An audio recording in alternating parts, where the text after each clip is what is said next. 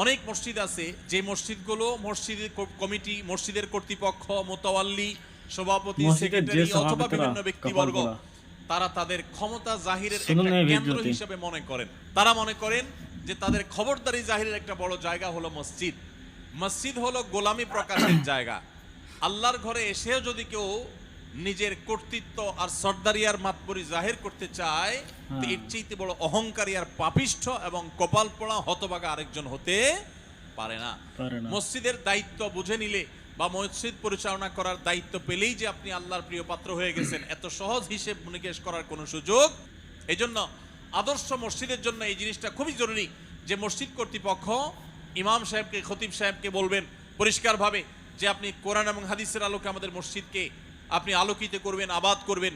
কোরআন হাদিসের বাইরে মন গড়া জিনিস আমরা চাই না। আজকাল সেই মসজিদ কমিটি খুব কমই পাওয়া যায় যে মসজিদ কর্তৃপক্ষ, ইমাম সাহেব, খতিব